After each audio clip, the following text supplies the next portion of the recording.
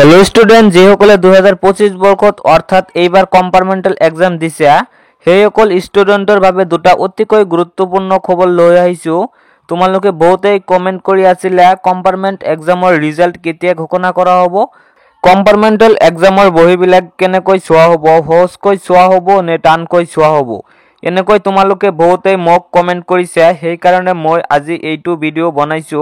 আজিৰ এইটো ভিডিওত তোমালোকৰ কনফিউজ বিলাক ক্লিয়াৰ কৰি দিম। গতিকে আজিৰ এইটো ভিডিও তোমালোকৰ বাবে খুবই গুৰুত্বপূৰ্ণ হয়। তোমালোকে ভিডিওটো সম্পূৰ্ণ চাবা, নহলে কথাখিনি বুজি নাপাবা। ফাৰ্ষ্টত আমি আলোচনা কৰিব বিচাৰিছো এইবাৰ কম্পাৰ্টমেণ্ট এক্সামত বহিবিলাক সহজকৈ চোৱা হ'ব নে টানকৈ চোৱা হ'ব। তোমালোকে এইবাৰ এটা বস্তু হয়তো জানিছা যে 2025 বৰ্ষত মেট্ৰিক পৰীক্ষাটো বহুত টান হৈছে। আগতে কিন্তু মেট্ৰিক পৰীক্ষা এইবাৰৰ নিচিনা টান হোৱা নাছিল।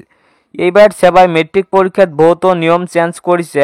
এইবাৰ মেট্ৰিক পৰীক্ষাত অকল 30 পালে নহব, সেপাৰেটকৈ পাছ কৰিব লাগিব। এমসিকিউটো পাছ কৰিব লাগিব, থিওৰিটো পাছ কৰিব লাগিব।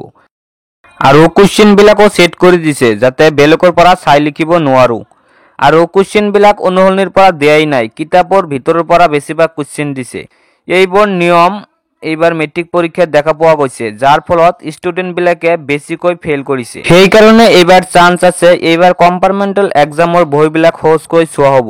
আৰু আগৰ পৰাই কম্পাৰ্টমেণ্টেল এক্সামৰ বহিবিলাক ইমান টানকৈ চোৱা নহয় যাতে ষ্টুডেন্ট বিলাক সহজে পাছ কৰি যাব পাৰে, ফেল নহয়। কিন্তু এইবাৰ চান্স আছে আগৰ বাৰতকৈ এইবাৰ কম্পাৰ্টমেণ্টেল এক্সামৰ বহিবিলাক বেছি সহজকৈ চোৱা হ'ব, কাৰণ এইবাৰৰ মেট্ৰিক পৰীক্ষাত সেবাই বহুতো নিয়ম চেঞ্জ কৰিছে। দ্বিতীয়তে আলোচনা কৰিব বিচাৰিছো কম্পাৰ্টমেণ্টেল এক্সামৰ ৰিজাল্ট অৰ্থাৎ ফলাফল কেতিয়া ঘোষণা কৰা হ'ব। তোমালোকে জনে জনে কম্পাৰ্টমেণ্টেল এক্সামত পাছ কৰিবা আৰু তোমালোকে তো লগৰীয়াৰ লগত পঢ়িবলৈ পাবা।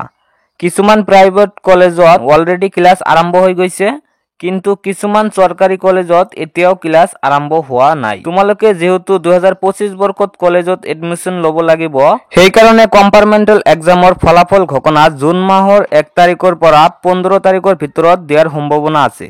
প্ৰথম সপ্তাহত দিয়াৰ খুব বেছি সম্ভাৱনা নাই, কিন্তু দ্বিতীয় সপ্তাহত নিশ্চয় তোমালোকৰ ফলাফল আউট হৈ যাব। তোমালোকে 15 তাৰিখৰ ভিতৰত ফলাফল বিলাক পাই যাবা। নিশ্চয় কথাখিনি বুজি পাইছে। এইখিনি আছিল আজিৰ ভিডিও। যদি ভিডিওটো ভাল লাগে তেনেহলে ভিডিওটোত এটা লাইক কৰি দিবা আৰু চেনেলটো সাবস্ক্ৰাইব কৰি ৰাখিবা এনে ধৰণৰ নতুন নতুন ইনফৰমেশনৰ ভিডিও পাবলৈ।